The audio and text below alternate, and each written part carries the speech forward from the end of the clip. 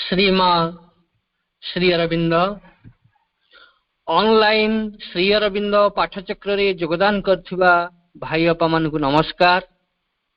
आजिर आलोच्य विषय योग और रोग। योग और रोग प्रसंग रे आलोचना करबा निमंते भुवनेश्वर जदुनंदन भाई जदुनंदन सामल को मु अनुरोध करुछि। जदुनंदन भाई तांकर वक्तव्य प्रदान करंतु। जे पृथ्वी को जरा व्याधि मृत्यु कबलरू उद्धार करी चैतन्यमय करने को संकल्प करती, स्वयं संग्राम करी संघर्ष करी क्षत विक्षत होती एवं सिद्धि लाभ करती। सही योगी पुरुष जुग पुरुष जुगांतकारी पुरुष श्री अरविंद को आजिर ए निरवित मुहूर्तर प्रथम प्रणाम। जो परमा जननी जगत को जीवन को खुंटीनाटी पर्यवेक्षण करी पूर्णता पई गठन करती, सही एवं दिव्य जीवन स्थापना पई अहरह कर्मरत रहती।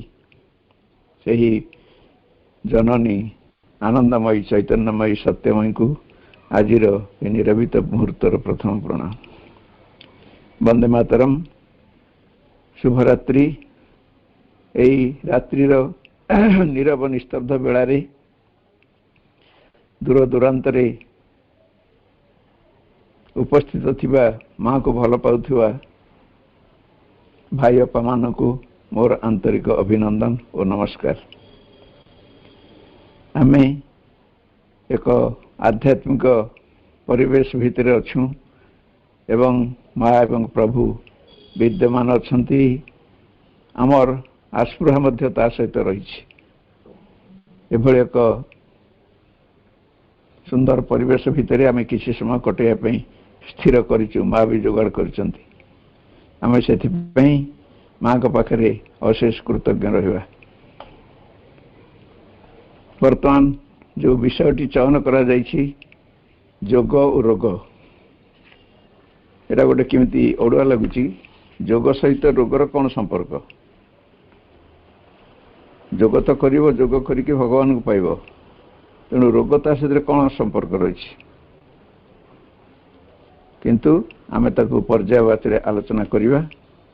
वर्तमान केतोटी विषय आज आलोचना करिबा जे योग कौन, रोगर क्रम विकास और मानव शरीर पूर्ण योग पई आधारित शरीर मूल्य, योग पथरे रोगर स्थापन स्थान और कारण, रोगर मुक्तिर उपाय, रोग आरोग्यर पद्धति और जंत्रणा आवश्यकता, ये सब विषय हम टिके आलोचना रखिबा। वर्तमान देखिबा प्रकृति रे योग कहले कौन? योग आमे जो कहूँ सेटा होछि हमको धरिया पड़िबा पूर्ण योग, पुरातन योग नुह। तथापि पुरातन योग रे व्यवस्था थिला एवं एठी योग और रोग सहित संपर्क एइथपई रहउछि। हमर पूर्ण योग रे विशेषतः बेसी जे रोग केवल शरीर रे प्रकाश पाए, मन द्वारा प्राण द्वारा शरीर भितरे रोग उत्पन्न हुए एवं रोग बाहर को प्रकाश पाए शरीर द्वारा। तेणु जेहेतु यही पूर्ण युग रे शरीर को जोर दिखाई बेसी, कहीं शरीर भितर ही भगवान सौंदर्य रूप में प्रकाशित हेबे, पूर्ण सौंदर्य रूप में। तेणु से मझिरे शरीर आसुची, आ शरीर जदि आसीबो ताहले शरीर जो चिराचरित रोग भी आसीबो। तेणु योग सहित रोगर संपर्क निश्चित रहिबो एठिरे एवं मझिरे रहिला शरीर। यही शरीर को लेकिरी रोगग्रस्त शरीर को लेकिरी योग करा जे पारिबो कि ना सेटा को हम देखिया को पड़िबो। तेणु आमे समस्ते निश्चित भाव में पूर्ण योगर आश्रय एवं पूर्ण योग विषय आमे अनाधिक बहुत किसी जानिचु।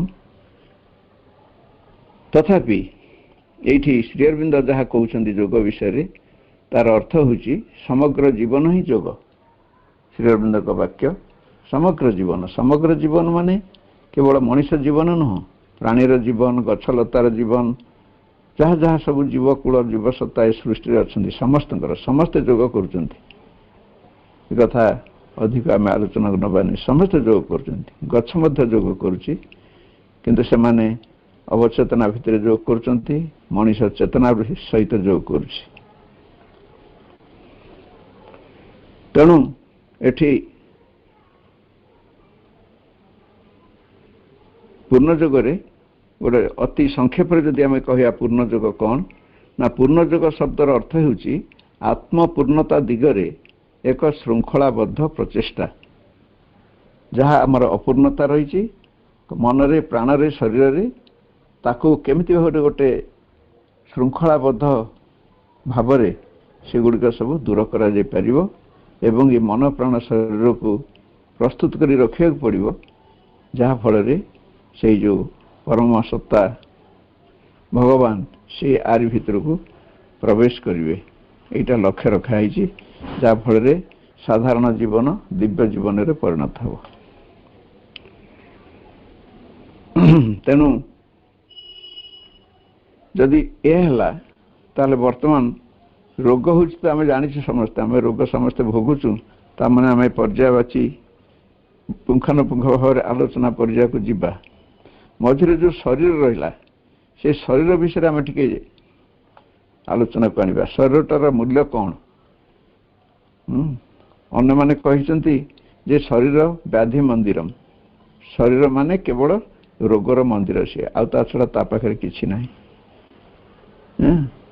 तेणु पूर्ण पुरातन जोग ए शरीर को पूरापूरी छाड़ी देकरी जोग करने प्रस्ताव रखी करुच्ची भी से तार बहुत भक्त मान सब अच्छा शरीर छाड़ी संसार छाड़ी देकरी पूरापूरी जाकरी भगवान को उठी खोजा किंतु पूर्ण जोग से कथा दाबी करने पूर्ण जोग शरीर को यथार्थ मूल्य देछि तेणु से पूर्ण जोगर लक्ष्य रूपांतर मन प्राण शरीर रे भगवान कर आत्म प्रकाश तेणु पूर्ण जोगरे शरीर मूल्य यथेष्ट बेसी यह उपयुक्त भाव में संरक्षण और समृद्ध करने पूर्ण जोगर अनुसरण करुवा व्यक्ति मानकर कर्तव्य अन्य माने शरीर को छाड़ी देवा कहूला बेले शरीर संबंध में माँ श्री अरविंद जहाँ कहते ताहा आम आलोचना को आनिबा शरीर संबंध में प्रभु कहते जे माँ कहते शरीर संबंध में एभली एक शरीर आवश्यक जहाँकि रूपरे सुंदर अंग भंगी संगतिपूर्ण चालीचलन नमनीय और चंचल कर्म संपादन रे सक्रिय और शक्तिशाली एवं स्वास्थ्य और अंग प्रत्यंगर क्रियावली रे बाधार प्रतिरोध संपन्न माँ एगुड़िक सब कहते एमती एक शरीर दरकार पूर्ण जोग पाई जो शरीर भितर रूपरे सुंदर हो अंग भंगी रे संगतिपूर्ण हो संगतिपूर्ण अर्थ गोटे हाथटा बढ़ी जाए गोड़टा छोट हो जाए प्रत्येक अंग प्रत्यंग समान भाव में वृद्धि लाभ करें चालीचलन नमनीय और चंचल चालीचलन नमनीय अर्थ पूरापूरी श्रृंखलाबद्ध भाव में चली आम जमी तरतर होकर पूरापूरी चालू गोटे पाद गोटे जगह आउ गोटे पाद आउ गोटे जगह सीमित न होकर गोटे पूरापूरी श्रृंखलाबद्ध चली बा छंद छंदर सहित चलवा सेटा अंतत मनीष अभ्यास करें पर्यंत किंतु से भली शरीर आम जमी उदाहरण नहीं पारिबा हाथी चली हाथी जमी चले ढली ढली ढली ढली निश्चिंत हो चली किसी चिंता नथिबो ता भितर मनुष्य कौन सेमती चलुची कि चली पारुनी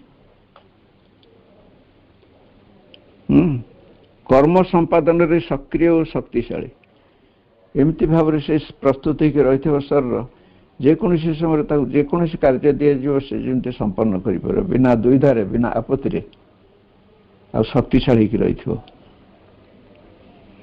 एवं स्वास्थ्य और अंग प्रत्यंगर क्रियावली रे बाधार प्रतिरोध संपन्न जहाँ बाधा ता भर आसो ताको से प्रतिरोध कर शरीर सेमती क्षमता रही दरकार रूपरे सुंदर हो निर्भीक हो चापमुक्त हो नमनीय हो शांत हो स्थिर हो निष्पत्ति नेबारे दृढ़ होइथिबो एमते एक शरीर दरकार।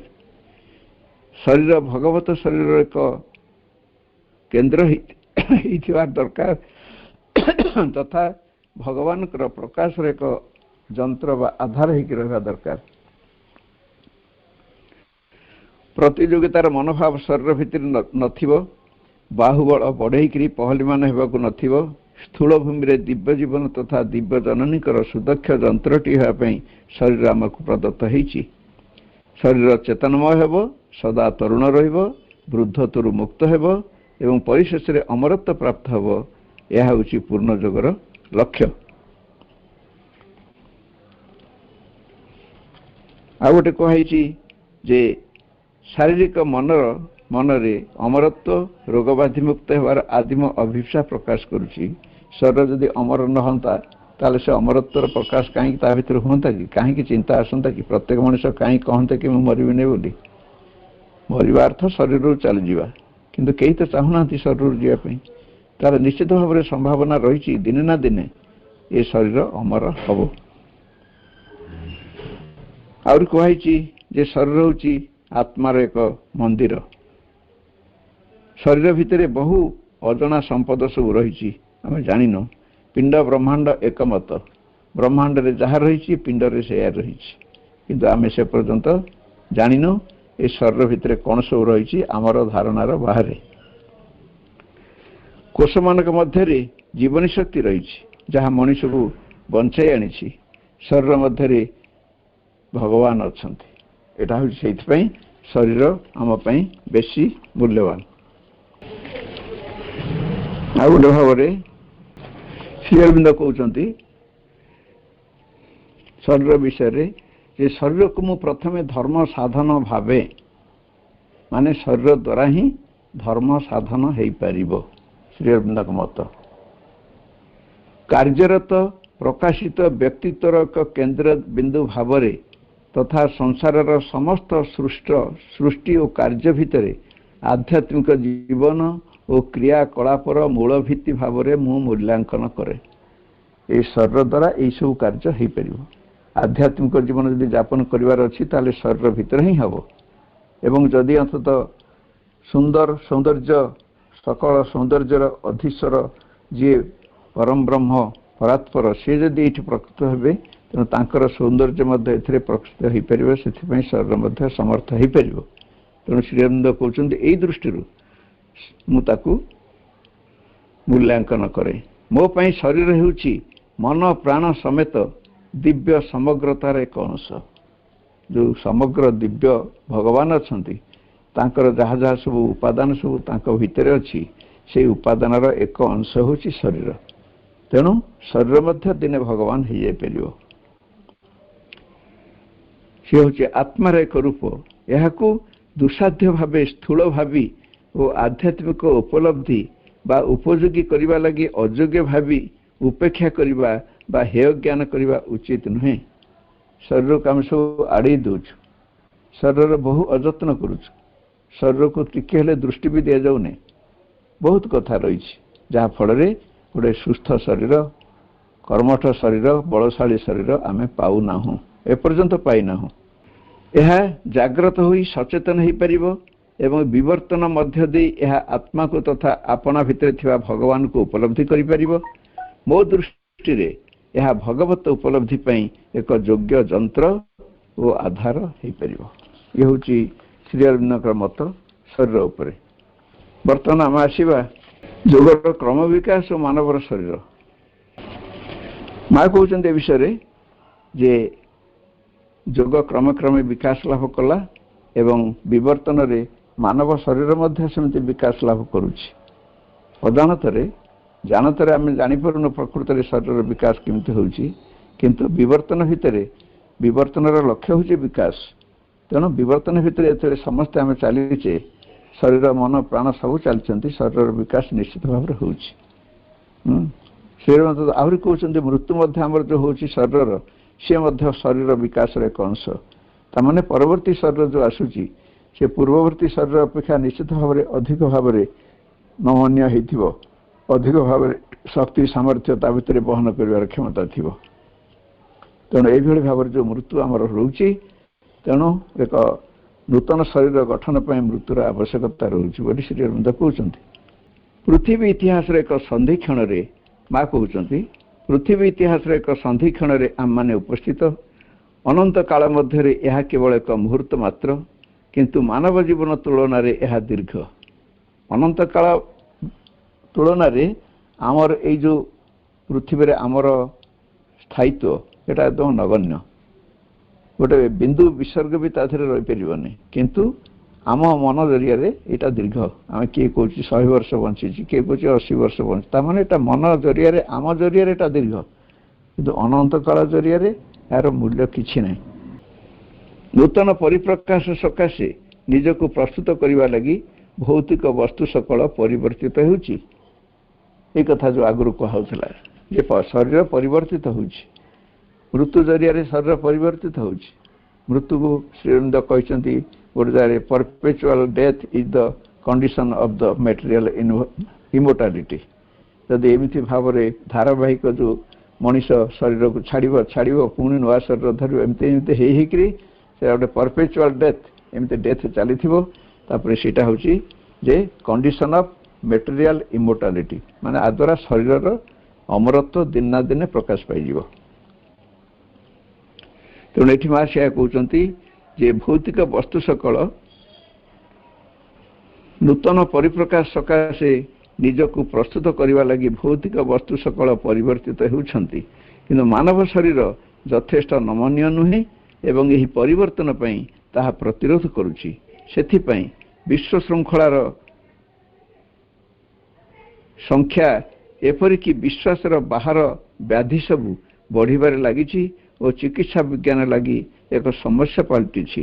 ଏହାର ପ୍ରତିକାର ରହିଛି ବର୍ତ୍ତମାନର ସକ୍ରିୟ ଦିବ୍ୟ ଶକ୍ତି ସକଳ ସହିତ ଏକ ସଂଯୋଗ ସ୍ଥାପନରେ ଏବଂ ବିଶ୍ୱାସ ଓ ଶାନ୍ତିରେ ଭରା ଏକ ଗ୍ରହଣଶୀଳତା ସହ, ଯାହାକି କାର୍ଯ୍ୟଟିକୁ ସହଜତର କରିଦିଏ। ତାପରେ ଆମେ ଆସିବା ଯୋଗ ପଥରେ ରୋଗର ସ୍ଥାନ ଆଉ କାରଣ। ବର୍ତ୍ତମାନ ଆମେ ଆସିବା ଆଜି ଯୋଗ, ଯେଉଁମାନେ ଯୋଗ କରନ୍ତି କିମ୍ବା ଆଧ୍ୟାତ୍ମିକ ଜୀବନ ଯାପନ କରିବା ପାଇଁ ଯେଉଁମାନେ ପ୍ରଚେଷ୍ଟା କରନ୍ତି, ମୁଁ ସେଇମାନଙ୍କ ବିଷୟରେ କହୁଛି। ମା କହୁଛନ୍ତି, ତାମାନେ ବର୍ତ୍ତମାନ ମା ଯାହା କହୁଛନ୍ତି ଆମମାନଙ୍କ ପାଇଁ କହୁଛନ୍ତି, କାହିଁକିନା ଆମେ ଆଧ୍ୟାତ୍ମିକ ଜୀବନ ଯାପନ କରିବା ପ୍ରଚେଷ୍ଟାରେ ଅଛୁ। ମା କହୁଛନ୍ତି, ତୁମ ମଧ୍ୟରେ ସତ୍ତାର ଏକ ଅଂଶ ରହିଛି, ମାନସିକ, ପ୍ରାଣିକ, ଶାରୀରିକ, ଯାହା ଖୁବ୍ ଭଲ ଭାବରେ ବୁଝିଛି, ଯାହାର ଅନେକ ଆସ୍ପୃହା ରହିଛି, ସ୍ୱତନ୍ତ୍ର ପ୍ରବୃତ୍ତି ରହିଛି, ଯାହା ଶକ୍ତି ସବୁକୁ ଗ୍ରହଣ କରେ ଓ ପ୍ରଗତି କରେ। ଆମ ଭିତରେ ଯେଉଁ ମନ, ପ୍ରାଣ, ଶରୀର ଅଛନ୍ତି, ସତ୍ତା ହେଇକିରି, ଉପାଦାନ ହେଇକିରି, ସେମାନେ ସବୁ ଅନବରତ ଆଗକୁ ଚାଲିଛନ୍ତି ଏବଂ ସେମାନେ ଆସ୍ପୃହା ରଖିଛନ୍ତି ଯେ ଆହୁରି ଆଗକୁ ଯିବେ, ପ୍ରଗତି କରିବେ। ଏବଂ ଆହୁରି କିଛି ଅଂଶ ଅଛି ଯିଏକି ପ୍ରଗତି କରେ ନାହିଁ। ଆମ ଭିତରେ ଏଭଳି ଦୁଇ ପ୍ରକାର ରହିଛି ଉପାଦାନ। କେତେକ ଉପାଦାନ ପ୍ରଗତି କରିବା ପାଇଁ ଭାରି ହଁ ଭରନ୍ତି, ଆଉ କେତେକ ଅନ୍ତତଃ ଆଦୌ ଚାହାନ୍ତିନି, ସେ ସେମିତି ଯଥାତଥା ପଡ଼ିକି ରହିଥାନ୍ତି। ତେଣୁ କିଛି ଅଂଶ ଊର୍ଦ୍ଧ୍ୱକୁ ଉଠେ ଏବଂ କିଛି ଅଂଶ ସେହିପରି ଥାଏ, ହଲଚଲ ହୁଏ ନାହିଁ। ତାହା ସାଂଘାତିକ ଭାରସାମ୍ୟହୀନତା ସୃଷ୍ଟି କରେ, ବାଲାନ୍ସ ରହେ ନାହିଁ। ଏହି ଦୁଇଟି ମଧ୍ୟରେ ରହି ତୁମର ଏପରି ଏକ ଅଭ୍ୟନ୍ତରୀଣ ଚାପ ସୃଷ୍ଟି ହୁଏ ଯେ ଏହା ଭୟଙ୍କର ଅବସ୍ଥା ସୃଷ୍ଟି କରେ। ଏହାର ଫଳ ହୁଏ ରୋଗ। ତେଣୁ ରୋଗର କାରଣ ହେଉଛି ଯେ ଆମ ସତ୍ତା ଭିତରେ, ଶରୀର ଭିତରେ କିଛି ଅଂଶ ଚାହୁଁଛନ୍ତି ଅଗ୍ରଗତି କରିବା ପାଇଁ, ଆଉ କିଛି ଅଂଶ ଚାହୁଁନାହାନ୍ତି। ତେଣୁ ଉଭୟଙ୍କ ଭିତରେ ଗୋଟେ ସଂଘର୍ଷ ହୁଏ। ସଂଘର୍ଷ ହେଲା ପରେ ସେଇ ଯେଉଁ ସେଥିରୁ ସଂଘର୍ଷରୁ ଯେଉଁ ଗୋଟେ ପ୍ରେସର କ୍ରିଏଟ୍ ହୁଏ, ଚାପ କ୍ରିଏଟ୍ ହୁଏ, ସେଠି ଶୃଙ୍ଖଳା ଭାଙ୍ଗିଯାଏ। ଆମର ଯେଉଁ ଶରୀରଟି ସ୍ୱାଭାବିକ ଧାରାରେ ପ୍ରକୃତି ତିଆରି କରିଥିଲା, ସେ ତିଆରି ଅବସ୍ଥାରେ ପ୍ରତ୍ୟେକ ଅଂଶରେ ବିଶୃଙ୍ଖଳା ଅବସ୍ଥା ସୃଷ୍ଟି ହୋଇଯାଏ, ଯାହାଫଳରେ ଆମ ଭିତରେ ଗୋଟେ ବିକୃତି ଦେଖାଦିଏ, ସ୍ୱାଭାବିକତା ନଷ୍ଟ ହୋଇଯାଏ, ଯାହାର ଅନ୍ୟ ନାମ ହେଉଛି ରୋଗ। ତୁମେ ତୁମ ସାଧ୍ୟ ଅନୁସାରେ ଯୋଗ କର। ତୁମକୁ କୁହାଯାଇଛି ନିଜକୁ ଖୋଲିଦିଅ, ଶକ୍ତି ଗ୍ରହଣ କରିବ, ବିଶ୍ୱାସ ରଖ, ସୁରକ୍ଷିତ ରହିବ। ଏହାଦ୍ୱାରା ତୁମ ମଧ୍ୟରେ ଶକ୍ତି ପ୍ରବେଶ କରେ ଓ ତାକୁ ତୁମକୁ ସୁରକ୍ଷିତ କରେ। କିନ୍ତୁ ଯେବେ ସତ୍ତାର କୌଣସି ଅଂଶ ଗ୍ରହଣଶୀଳ ହୁଏ ନାହିଁ, ତେବେ ସମତା ଭାରସାମ୍ୟ ନଷ୍ଟ ହୁଏ ଏବଂ ତୁମେ ଅସୁସ୍ଥ ହୋଇପଡ଼। ସତ୍ତାର କିଛି ଅଂଶ ଅନ୍ୟାନ୍ୟ ଅଂଶ ଅପେକ୍ଷା ଯୋଗ ଶକ୍ତିର କ୍ରିୟାକୁ ଅଧିକ ପ୍ରତିରୋଧ କରନ୍ତି ଏବଂ ସେହି ଅଂଶ ସବୁକୁ ଆରୋଗ୍ୟ କରିବା କଷ୍ଟକର ହୁଏ। ଏଟା ହେଉଛି ମୂଳ କଥା। ତାପରେ ରୋଗର କାରଣ। ଆମ ଶରୀର ମଧ୍ୟରେ ଯେଉଁ କୋଷ ସବୁ ଅଛନ୍ତି ସେମାନଙ୍କର ଧର୍ମ ହେଲା ଶୃଙ୍ଖଳା ଓ ସଂଗତି ମଧ୍ୟରେ ରହିବା। ପ୍ରକୃତି ଯେଉଁ ଆମ ଭିତରେ କୋଷ ତିଆରି କରିଛି ସମସ୍ତଙ୍କର ଧର୍ମ ହେଲା ଶୃଙ୍ଖଳା ଏବଂ ସଂଗତି। ସାରା ସୃଷ୍ଟିର ଧର୍ମ ହେଉଛି ଶୃଙ୍ଖଳା ଆଉ ସଂଗତି, ଅର୍ଡର ଆଣ୍ଡ ହାରମୋନି। ସାରା ସୃଷ୍ଟିରେ ଆମେ ଦେଖିବା ଗ୍ରହ ଗ୍ରହାନ୍ତର ଯେଉଁମାନେ ସବୁ ନିହାରିକା ମଣ୍ଡଳ ଚାରିଆଡ଼େ ମହାକାଶରେ ବୁଲୁଛନ୍ତି ସବୁ ଏ ଦୁଇଟା କଥା, ସଂଗତି ଏବଂ ଶୃଙ୍ଖଳା, ଅର୍ଡର ଆଣ୍ଡ ହାରମୋନି। କେହି କାହା ସହିତ ଧକ୍କା ଲାଗୁନାହାନ୍ତି, କିଛି ନାହିଁ। ଏବଂ ସୂର୍ଯ୍ୟ ଉଦୟ ହେଉଛି ନିର୍ଦ୍ଦିଷ୍ଟ ସମୟରେ, ଅସ୍ତ ହେଉଛି ନିର୍ଦ୍ଦିଷ୍ଟ ସମୟରେ, ଚନ୍ଦ୍ର ଅସ୍ତ ହେଉଛି ଉଦୟ ହେଉଛି ନିର୍ଦ୍ଦିଷ୍ଟ ସମୟରେ। ସବୁ ନିର୍ଦ୍ଦିଷ୍ଟ ଶୃଙ୍ଖଳା ଇଏ ଭାବରେ ଚାଲିଛି। ତେଣୁ କେବଳ ମଣିଷ ପାଖରେ ବ୍ୟତିକ୍ରମ ହେଇଯାଉଛି, ଯେହେତୁ ତା ଭିତରେ ଗୋଟେ ମନ ଆସିକି ରହିଯାଇଛି, ବିଚାର ଶକ୍ତି ତା ଭିତରେ ଆସିଯାଇଛି, ଆଉ ତା ଭିତରେ ଗୋଟେ ଅହଙ୍କାର ପଶିଯାଇଛି। ସେଇଥିପାଇଁ ଆମ ଶରୀର ଭିତରେ ଯେଉଁ କୋଷ ସବୁ ଅଛନ୍ତି ସେମାନଙ୍କର ଧର୍ମ ହେଲା ଶୃଙ୍ଖଳା ଓ ସଂଗତି ମଧ୍ୟରେ ରହିବା। ସେମାନେ ସଂଗତି ମଧ୍ୟରେ ରହିଲେ ଏକ ଭାରସାମ୍ୟତା ବା ଇକ୍ୱିଲିବ୍ରିୟମ୍ ସୃଷ୍ଟି ହୁଏ। ଯାହା କିଛି ଏହି ଭାରସାମ୍ୟତାକୁ ଭାଙ୍ଗି ଦିଏ ତାହା ରୋଗ ସୃଷ୍ଟି କରେ। ପ୍ରଶ୍ନ ହେଉଛି ଯେ କିଏ ଏହି ସଂଗତିକୁ ଭାଙ୍ଗେ ଏବଂ ଏହି ସଂଗତିକୁ ବଜାୟ ରଖିବାକୁ କ'ଣ କରାଯିବ? ଉତ୍ତର ହେଉଛି ଶରୀରର ସମସ୍ତ ଅଂଶ ମଧ୍ୟରେ ସଂଗତି ଥିଲେ ଜଣେ ସୁସ୍ଥ ରହିବ। ଯଦି ସଂଗତି ବା ବିଶୃଙ୍ଖଳା ଆସିଲା, ଅସଙ୍ଗତି ଆସିଲା, ତାହେଲେ ସେ ଅସୁସ୍ଥ ହୋଇପଡ଼ିବ। ଆଉ ତାହା ସହିତ ମନ ଓ ପ୍ରାଣର ଭାରସାମ୍ୟ ମଧ୍ୟ ଯୁକ୍ତ ହେବା ଦରକାର। କିନ୍ତୁ ମନ ନାନା ପ୍ରକାର ଅସ୍ଥିରତା, ଦୁଶ୍ଚିନ୍ତା, ବିଚଳିତ ଭାବ, ବିଷର୍ଣ୍ଣତା, ପ୍ରାଣର ପ୍ରବୃତ୍ତି, ଅସ୍ଥିରତା, ଆବେଗ, ରାଗ, ରୋଷ, ଅଭିମାନ, ଦାବି, ଲୋଭ ଇତ୍ୟାଦି ଉତ୍ତେଜନା ଏହିସବୁ ଅନ୍ତତଃ ଶରୀର ଉପରେ ପ୍ରଭାବ ବିସ୍ତାର କରିକି ତାକୁ ରୋଗଗ୍ରସ୍ତ କରିଦେଉଛି।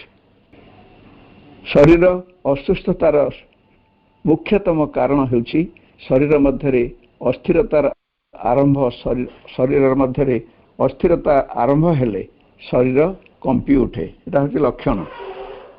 ଯେତେବେଳେ ଅସୁସ୍ଥତା ହେଲା ବୋଲି ଆମେ ଜାଣିବା ସେତେବେଳେ ଶରୀର କମ୍ପି ଉଠିବ ଏବଂ ଏହି କମ୍ପନ ଅଧିକ ଅଧିକ ବଢ଼ିଯାଏ, ଶରୀର ଅସୁସ୍ଥ ହୋଇପଡ଼େ।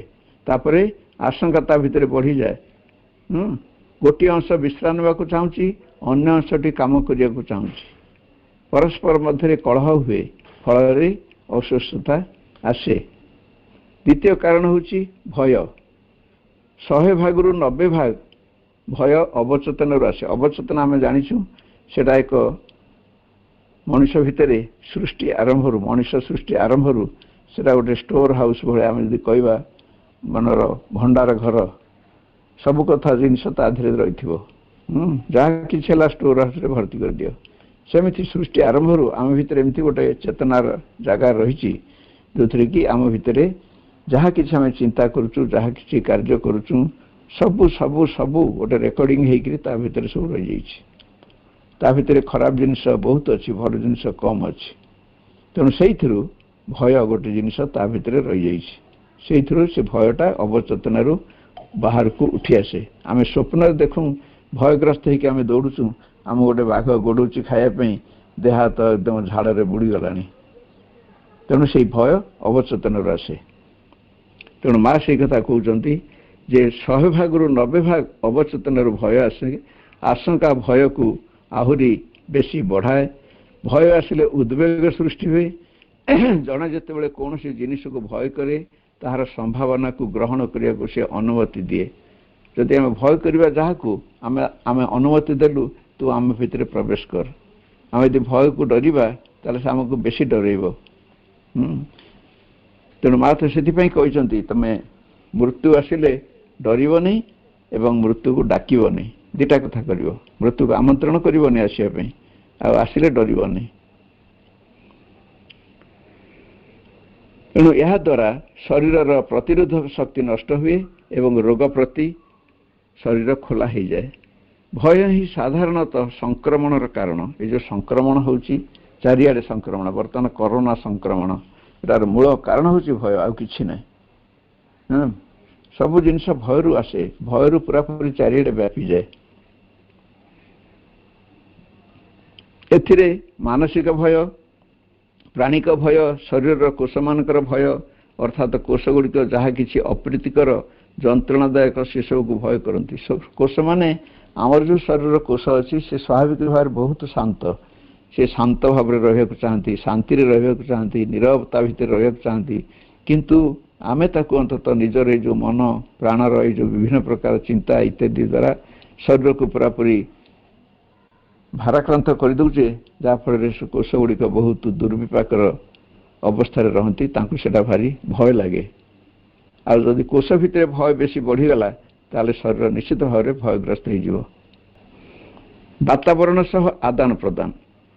ଆମେ ଯେଉଁ ବାତାବରଣରେ ରହିଛୁ, ଯେଉଁ ପରିବେଶ ଭିତରେ ରହିଛୁ, ଆମେ ଯେଉଁ ସମ୍ପର୍କ ସମସ୍ତଙ୍କ ସହିତ ସମସ୍ତେ ଯୋଡ଼ିଛୁ, ସେ ସମ୍ପର୍କ ଭିତରେ ମଧ୍ୟ ଆମେ ଯାହା ସହିତ ସମ୍ପର୍କ ରଖୁଛୁ, କଥାବାର୍ତ୍ତା ଜରିଆରେ ହେଉ କି ତା ସହିତ ମାନେ ସ୍ଥୂଳ ଭାବରେ ସମ୍ପର୍କ ହେଉ, ଯାହା ହେଉ, ଆମ ଭିତରେ ଯାହା ଅଛି ତା ପାଖକୁ ଯାଉଛି, ତା ଭିତରେ ଯାହା ଅଛି ଆମ ପାଖକୁ ଆସୁଛି। ଆମ କଥାବାର୍ତ୍ତା ଯେତେବେଳେ ଦୂରରେ ରହିକି ମଧ୍ୟ ଫୋନ୍ ମାଧ୍ୟମରେ ହେଉଛୁ, ତାହେଲେ ଆମର ବିଷୟ, ଆମ କଥାବାର୍ତ୍ତାର ଯାହା କିଛି ସାରାଂଶ ତା ଭିତରେ ପଶୁଛି, ତା କଥାବାର୍ତ୍ତା ସହ ଆମ ଭିତରେ ପଶୁଛି। ଯଦି ସେଇଟା ଏକ ଶରୀରକୁ ଗୋଟେ ବିଚଳିତତା ଅବସ୍ଥାକୁ ନେଇଯିବାର ଭାବ ଥିବ, ତାହେଲେ ଶରୀର ଅସୁସ୍ଥ ହୋଇପଡ଼େ। ଯେମିତିକି ଗୋଟେ କେଉଁଠି ଘରେ କିଏ ମରିଗଲା, କେଉଁଠି ଗୋଟେ ଆକ୍ସିଡେଣ୍ଟରେ କ'ଣ ହେଇଗଲା, ସାଙ୍ଗେ ସାଙ୍ଗେ ଫୋନ୍ରେ ଖବର ଆସିବ ଯେ ମରିଗଲା। ହଠାତ୍ ଶୁଣିଲା ପରେ ଶରୀର ସେଠି ପୁରା ଭୟଗ୍ରସ୍ତ ହୋଇଗଲା, ଅସ୍ଥିର ହୋଇଗଲା। ତେଣୁ ବାତାବରଣର ମଧ୍ୟ ପ୍ରଭାବ ରହୁଛି ରୋଗ ପାଇଁ। ଆଉ ଆମର ସମ୍ପର୍କ ମଧ୍ୟ, ଆମେ ଯଦି ବାତାବରଣରେ ଅପରିଷ୍କାର ବିଶୃଙ୍ଖଳିତ ବାତାବରଣ ସୃଷ୍ଟି କରିଥିବା, ତାହେଲେ ସେ ମନ ଉପରେ କୁପ୍ରଭାବ ପକାଇବ। ତେଣୁ ଶରୀର ଅସୁସ୍ଥ ହୋଇଯିବ। ସେଥିପାଇଁ ତ ମା କହୁଛନ୍ତି ସବୁବେଳେ ମାନେ ସୁସ୍ଥ ସୁନ୍ଦର ପରିବେଶ, ପରିଚ୍ଛନ୍ନ ପରିବେଶ, ପରିଷ୍କାର ପରିବେଶ, ବିମଳ ନିର୍ମଳ ପରିବେଶ, ଏକଥା ବି ଆସୁଛି ମନକୁ। ତୁମେ ଅନ୍ୟକୁ କିଛି ଦିଅ ଓ ଅନ୍ୟଠାରୁ କିଛି ଗ୍ରହଣ କର। ତୁମ ପରିଶେଷରେ ଦୁଃଖ ଓ ଅସ୍ଥିରତା, ତୁମ ଭିତରେ, ତୁମ ପରିବେଶରେ ଦୁଃଖ ଓ ଅସ୍ଥିରତାର ବାତାବରଣ ରହିଥିଲେ ତୁମେ ଅସୁସ୍ଥ ହୋଇପଡ଼ିବ। ତାପରେ ଏ ଯେଉଁ ଭାଇରସ୍ ବୋଲି ଆମେ ଯେଉଁ କହୁଛୁ, କରୋନା ଭାଇରସ୍, ସମୁଖ ଭାଇରସ୍ ବା ସେଟା ଭୂତାଣୁ, ସେ ଭୂତାଣୁ ବିଷୟରେ ମା କହୁଛନ୍ତି ଯେ ଅଗଣିତ କ୍ଷୁଦ୍ର କ୍ଷୁଦ୍ର ନିମ୍ନ ପ୍ରାଣ ସତ୍ତା ବାତାବରଣରେ ରହିଛନ୍ତି, ଯେଉଁମାନେ ଦେଖାଯାଆନ୍ତି ନାହିଁ। କେତେକ ଭଲ, କେତେକ ଦୁଷ୍ଟ ପ୍ରକୃତିର। ସେମାନେ ପ୍ରାଣିକ ସତ୍ତା ଗୁଡ଼ିକର ବିଭାଜନରୁ ଜନ୍ମ ନିଅନ୍ତି। ଆଉ ଯେଉଁ ପ୍ରାଣିକ ସତ୍ତା ଅଛନ୍ତି ସେତେବେଳେ ମାନେ ବିଭାଜିତ ହୋଇଯାଆନ୍ତି, ଛୋଟ ଛୋଟ ହେଇଯାଆନ୍ତି, ସେମାନେ ସବୁ ଭୂତାଣୁର ଜନ୍ମ ନିଅନ୍ତି, ଭାଇରସ୍। ସେମାନେ ଏକାଠି ହୋଇ ଅପ୍ରୀତିକର ମାନେ ପ୍ରଭାବ ସୃଷ୍ଟି କରନ୍ତି।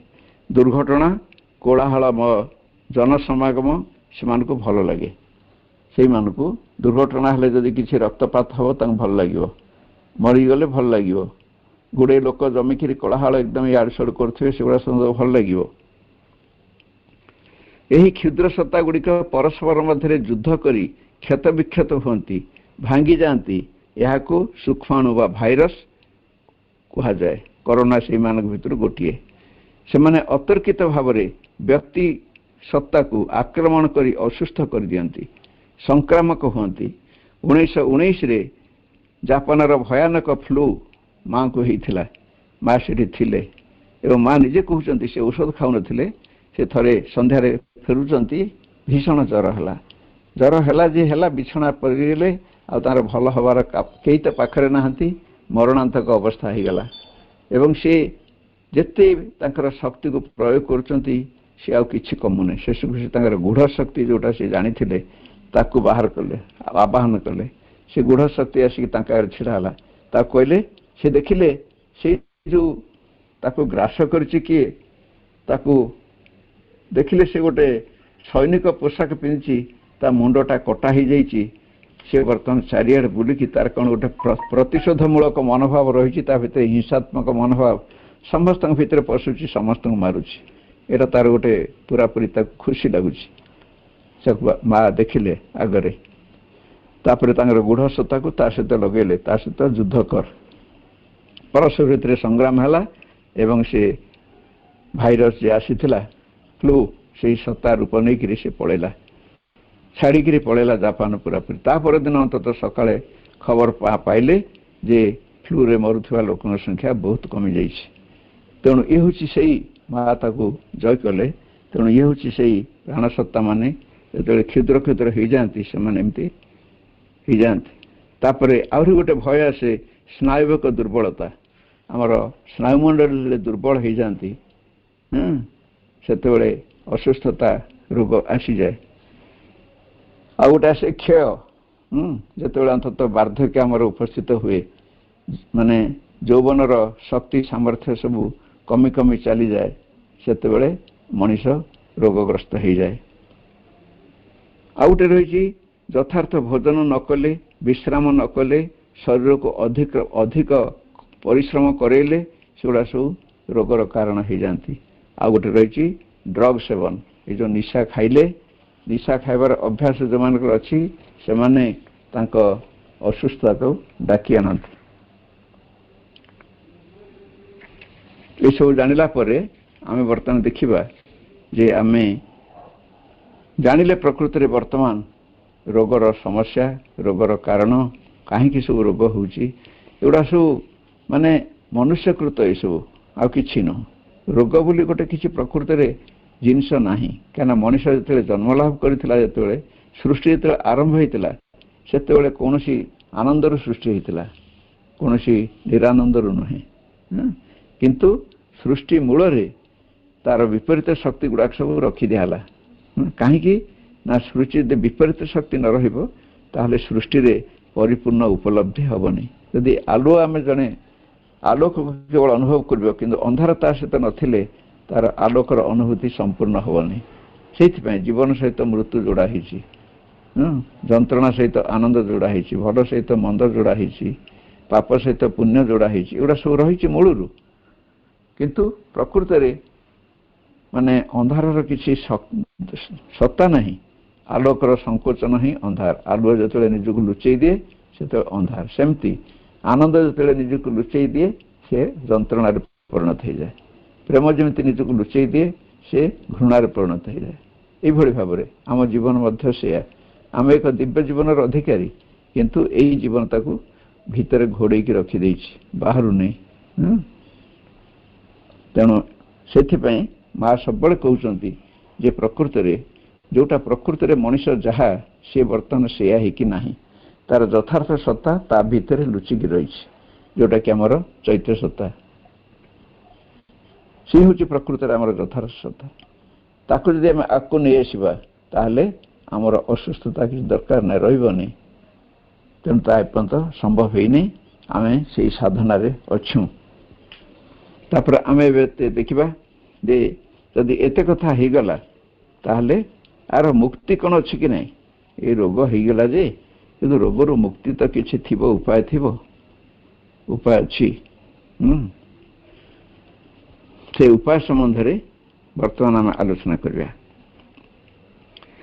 ପ୍ରଥମ ହେଲା ସମ୍ପୂର୍ଣ୍ଣ ରୂପେ ଭୟ ଶୂନ୍ୟତା।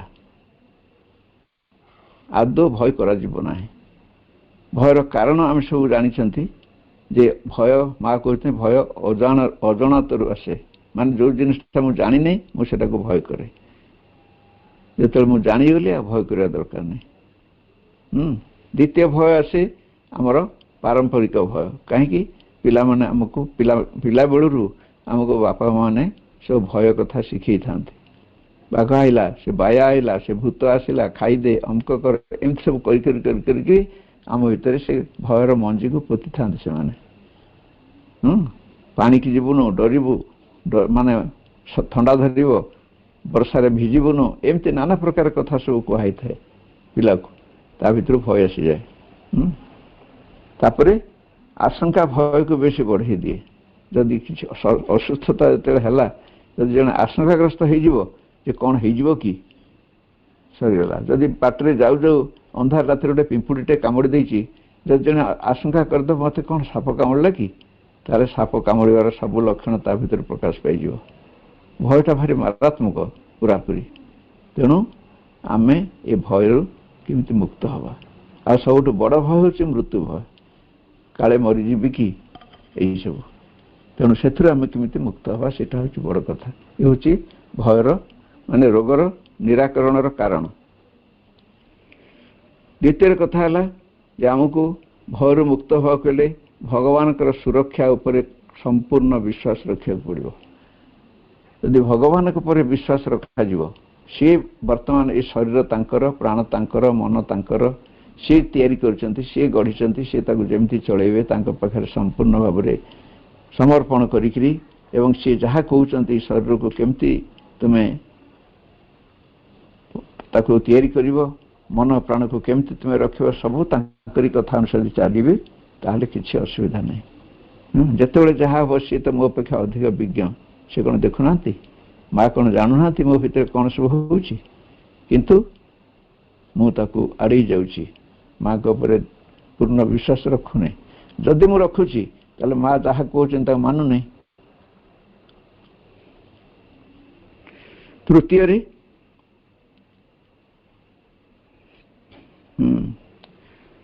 ଅସୁସ୍ଥତାକୁ ଭୟ ନ କରି ସାହସ, ଶାନ୍ତ ଅବସ୍ଥା ଓ ମାଙ୍କର ଉପରେ ନିର୍ଭରତା ଦ୍ୱାରା ତାର ସମ୍ମୁଖୀନ ହେବା।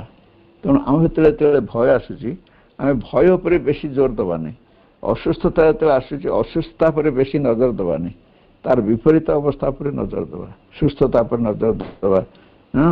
ବେଶୀ ସାହସ, ଧୈର୍ଯ୍ୟ, ସହନଶୀଳତା এইଭଳି ଭାବରେ ଆମ ଭିତରେ ଯଦି ଚିନ୍ତାକୁ ଭର୍ତ୍ତି କରିବା, ତାହେଲେ ଭୟ ସେଠୁ ଅପସାରିତ ହେଇଯିବ।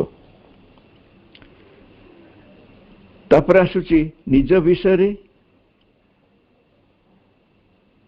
ନିଜ ସ୍ୱାସ୍ଥ୍ୟ ବିଷୟରେ ଖୁବ୍ କମ୍ ଚିନ୍ତା କରିବା। ଆମେ ବେଶୀ ଚିନ୍ତା କରୁଛୁ ଆମ ନିଜ ବିଷୟରେ, ଆମ ସ୍ୱାସ୍ଥ୍ୟ ବିଷୟରେ ଆମେ ବେଶୀ ଚିନ୍ତା କରୁଛୁ। ଆଦୌ ଉଦ୍ବେଗ ପ୍ରକାଶ କରିବା ନାହିଁ, ହତୋତ୍ସାହିତ ହେବା ନାହିଁ, ନିରାଶ ହେବା ନାହିଁ, ଆଶଙ୍କାଗ୍ରସ୍ତ ହେବା ନାହିଁ। ଭଗବତ କରୁଣା ଉପରେ ଆସ୍ଥାକୁ ବୃଦ୍ଧି କରିବା। ଶରୀରର ନିଜର ସାମର୍ଥ୍ୟ ରହିଛି ରୋଗକୁ ପ୍ରତ୍ୟାଖ୍ୟାନ କରିଦେବାକୁ। ଯେପରି ମିଥ୍ୟାକୁ ଆମେ ମନରୁ ପ୍ରତ୍ୟାଖ୍ୟାନ କରୁ, ଶରୀର ସାମର୍ଥ୍ୟ ପାଇଁ ତାକୁ ସଚେତନ ଓ ଶକ୍ତ କରିବାକୁ ହେବ। ତୁମ ଅସୁସ୍ଥତାକୁ ଭଲ ପାଅ ନା, ଅସୁସ୍ଥତା ତୁମକୁ ଛାଡ଼ି ଚାଲିଯିବ। Do not love your illness, illness will leave you. ଏଇଟା ମାଙ୍କର ବାଣୀ। ଅଭିଶାକୁ ବଢ଼ାଅ ଏବଂ ତୁମ ମଧ୍ୟରେ ଯେଉଁମାନେ ବଦଳିବାକୁ ଚାହୁଁନାହାନ୍ତି, ଯାହା ଆଳସ୍ୟ, ଅନାଗ୍ରହତା, ପରିବର୍ତ୍ତନ ବିମୁଖତା, ସେମାନଙ୍କର ସମ୍ପୂର୍ଣ୍ଣ ପରିବର୍ତ୍ତନ ଦିଗରେ ଲାଗିପଡ଼। ସବୁକିଛି ଠିକ୍ ହୋଇଯିବ। ଶରୀର ଯେବେ ସୁସ୍ଥ ହେବାକୁ ଦୃଢ଼ ନିଷ୍ପତ୍ତି ନେବ, ତେବେ ସେ ନିଶ୍ଚୟ ଆରୋଗ୍ୟ ଲାଭ କରିବ। The body is cured if it has decided to be cured. ଏଇଟା ହେଉଛି ବଡ଼ କଥା। ଶରୀର ଯେତେବେଳେ ଅସୁସ୍ଥ ଥାଏ, ସେ ଯେତେବେଳେ ଡିସାଇଡ୍ କରିଦେବ ନା ମୁଁ ଭଲ ହେବି, ଦୃଢ଼ତା ଭିତରେ ରଖିବ, ସେ ଭଲ ହେଇଯିବ। ଏ ବିଷୟରେ ଆମେ ଗୋଟେ ଉଦାହରଣ ନେଇପାରିବା ଯେ ଆଶ୍ରମରେ ଥିଲାବେଳେ ନିରଦ ବର୍ଣ୍ଣ, ସେ ତ ଡାକ୍ତର ଥିଲେ ଜଣେ, କିନ୍ତୁ ସେ ରୋଗୀ ଚିକିତ୍ସା କଲାବେଳେ ଶ୍ରୀ ଅରବିନ୍ଦଙ୍କର ପରାମର୍ଶ ନିଅନ୍ତି। ଯେଉଁମାନଙ୍କୁ ସବୁ ଦାୟିତ୍ୱ ଦିଆହେଇଥାଏ ତାଙ୍କ ରୋଗୀ ପାଇଁ, ସେ ଶ୍ରୀ ଅରବିନ୍ଦଙ୍କ ସବୁବେଳେ ରିପୋର୍ଟ ଆସିକି ଶ୍ରୀ ଅରବିନ୍ଦ ପାଖରେ ପହଞ୍ଚିବ, ପଠେଇବେ ସେ ଯେ ଆଜି ଏ ହେଲା, କାଲି ଏ ହେଲା, ଆଜି ସେ ତଳକୁ ଖସି ଯାଉଛି, କାଲି ଉପରକୁ ଉଠି ଯାଉଛି, ଅମୁକ। 2 ଜଣଙ୍କୁ ତାଙ୍କୁ ଦିଆହେଇଥିଲା। ସେଇ 2 ଜଣଙ୍କ ଭିତରୁ ଜଣେ ଏକଦମ ଦୁରାରୋଗ୍ୟ ରୋଗ ସେମାନଙ୍କର, ତାକୁ ଚିକିତ୍ସା କରିଥିଲେ ନିରଦବ। ସେଥିରେ ଜଣେ ଆଦୌ ଆଶା ନଥିଲା ସେ ବଞ୍ଚିବ ବୋଲି। ରିପୋର୍ଟ ପହଞ୍ଚିଲା ଶ୍ରୀ ଅରବିନ୍ଦଙ୍କ ପାଖରେ ଯେ ତାର ଆଶା ନାହିଁ, କାହିଁକିନା ସେ କ୍ରମେ କ୍ରମେ ତଳକୁ ପଳେଇ ଯାଉଛି। ନିଜ ଉପରେ ବିଶ୍ୱାସ ରଖିପାରୁନି, ମାଙ୍କ ଉପରେ ବିଶ୍ୱାସ ରଖିପାରୁନି। ଶ୍ରୀ ଅରବିନ୍ଦ କହିଲେ, ତାହେଲେ ଚୁପ୍ ରହିଲେ, କିଛି କହିଲେନି।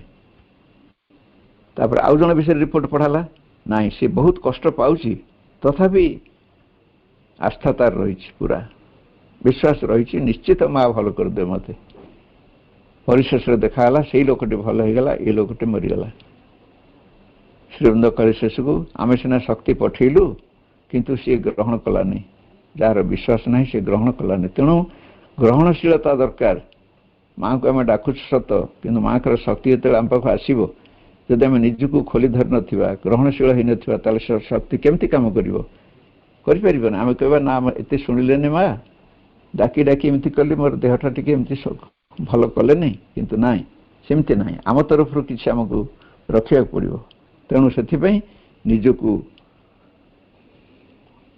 उन्मुक्त कर रखा पड़ो अभिशाप बढ़ा एवं तुम मध्य जो मैंने बदल चाहती ना परिवर्तन करने दे लगी पड़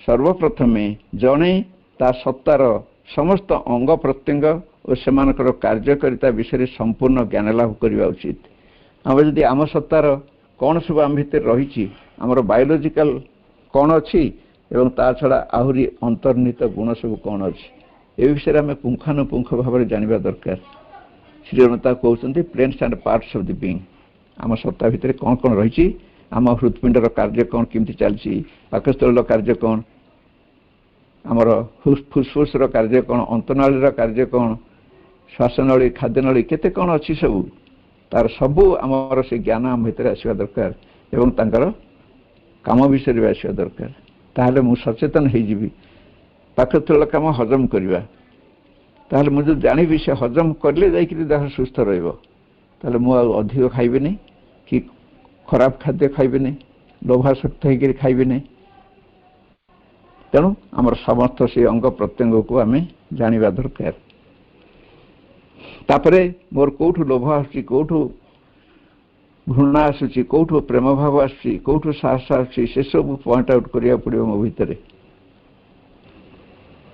तापरे श्रीअरविंद माँ को शिक्षा अनुसार से सब उपरे यथाष्ट संगति और श्रृंखला केमती अणाजिव ताकू आपना चेतना मध्य निष्ठापर भाव पालन करिवो एवं व्यवहारिक क्षेत्र में कार्य प्रयोग करिवो एक सुस्थ सतेज परिवेश सृष्टि करिया पड़िवो श्रृंखला और शरीर जत्न नवाक पड़िवो घर भितरटा पूरापूरी शांतमय अवस्था हो श्रृंखलित हो जिनपतर सब सजाड़ी रही परिष्कार परिच्छन्न चारिआडे हो बाड़ी बगीचा चारिआड ताहले तार भितर जो जड़े रहिबो तार निश्चित भाव से सुस्थ होकर रही पार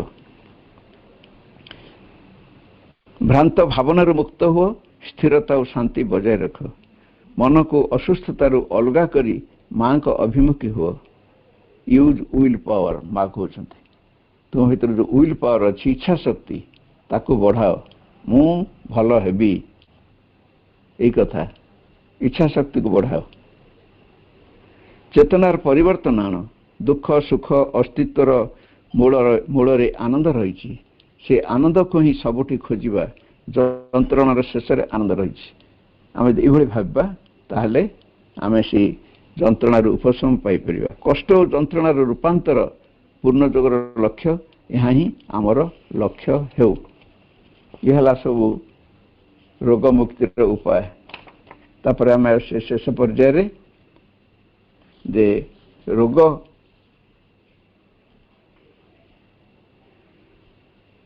हाँ रोग आरोग्य दुईटी पद्धति अच्छी गोटे हूँ भेषज विज्ञान आ गोटे आध्यात्मिक विज्ञान भेषज विज्ञान मेडिकल ट्रीटमेंट विषय माँ श्रीअरविंद कहते शरीर मध्य जिते रोग बढ़ी जाए और दीर्घकालीन स्थायी हो जाए अधिकांश समय भौतिक चिकित्सार सहायता आवश्यक होता है एवं ताहाकू सेतेबेले दिव्य शक्तिर एक सहायता भावी उपयोग करा जाए माँ श्रीअरविंद भेषज विज्ञान को अस्वीकार करना बरं डाक्तर मान को भगवान पूजक हिसाब से ग्रहण करपर्यंत जड़े आध्यात्मिकतार संपूर्ण अधिकारी होना ता पक्षे डाक्तर परामर्श औषध ग्रहण करने दरकार एवं यही विश्वास रखिब जे भगवान व भागवती शक्ति डाक्तर एवं औषध उभय मध्य रही अन्य पक्षे माँ कहते जितेबाला शरीर में किसी अनावश्यक पदार्थ सृष्टि हेब यथा ट्यूमर विकलांगता इत्यादि ताको डाक्तरी चिकित्सा द्वारा शरीर शीघ्र बाहर करदेव तेबे निहाती आवश्यक नहले औषध सेवन करिवो नाही इतर प्राणी माने जपरि स्वाभाविक भाव बढ़ुंट तुम्हें से ही प्राकृतिक धारा बंचा अभ्यास जारी कर। तापर आसला आध्यात्मिक विज्ञान। आध्यात्मिक विज्ञान है आध्यात्मिक चेतना द्वारा शरीर को सुस्थ रखा। से जड़े निज चेतना मध्य जदि बंचा शिखे तेबे से चेतना ताकर शरीर को केवल सुस्थ करे नहीं, ता मन और प्राण को सुस्थ सबल करी एक यथार्थ व्यक्तित्व प्रदान करे। एथिपई योगर आश्रय नेबाक पड़िबो, पूर्ण योगर आश्रय नेबाक पड़िबो एवं योग शक्ति उपरे भागवती जननी के उपरे गभीर भरोसा रखी तांको द्वारा प्रदर्शित पंथारे जीवन को चलैबाक हेबो। माँ कहिसंती प्रत्येक क्षेत्र में दिव्य शक्ति ही आरोग्य करिथाए। एथिपई असुस्थ व्यक्ति तथा तार तत्वावधारक माने दिव्य शक्ति प्रति आपना को खोली धरिबे एवं ग्रहणशील होई रहिबे। ए क्षेत्र में निस्वार्थपर प्रार्थनार यथेष्ट उपयोगिता रही। परिशेष रे माँ को प्रभु को भल पाउथुवा आमे समस्ते शरीर मन प्राण को तांकरी पई सुस्थ रखिबार उद्यम करिबा। मातः आमर सकल कर्म अविरत पवित्र प्रेममय शक्तिमय मातृ सेवा व्रत हो, यहाँ ही प्रार्थना। मातः आविर्भूत हो, प्रकाश हो। आज आलोचना ये समाप्त करवा। द्वितीय रहा जे आमर जंत्रणार आवश्यकता अच्छी कि नहीं। जंत्रणार आवश्यकता अच्छी। जंत्रणा यदि न था मनीष यदि जहाँ कामना वासना द्वारा न पाए ताकू पाइबापी जिदखोर हुए, तेणु तार भितर अधिक जंत्रणा सृष्टि हुए। तेणु जंत्रणा नथिले मनीष आगू जापारता नहीं। नुआ कथा नुआ भावना नुआ जानापी भगवान को भी अंततः से पाता नहीं। तेणु जंत्रणार आवश्यकता रही। आम से अनुसार पूर्ण योगर अधिकारी जो मैंने अनुसरण करुँ सब श्री अरविंदकर माँ रचनावली पाठ करी आलोचना माध्यम आम निश्चित भाव पालन करवा। एवं आमे सब जो मैंने बंचुचु आमे से गोटे यही पृथ्वी आउ गोटे पृथ्वी सृष्टि करने को चाहूँ। तेणु यही परिवार रे आउ गोटे सुंदर परिवार, यही जीवन रे आउ गोटे एक जीवन एमती एक करी चलवा। ये जिते व्यक्ति माँ का श्री अरविंद धारा एमती रे ताहले दिव्य जीवन निश्चित भाव निकटतर हो। आज ये कार्यक्रम रखा। माँ को अशेष कृतज्ञता जनईकरी पाखे कार्यक्रम निवेदन करदे। एवं जो मैंने सब दूर दूरांत अपा भाई मैंने अच्छा समस्त को कृतज्ञता। माँ को कृतज्ञता। वंदे मातरम। वर्तमान गोटे मिनिट माँ नाम जप करने सहित पाठचक्र को समाप्त करवा। मा मा मा मा मा मा मा मा मा मा मा मा मा मा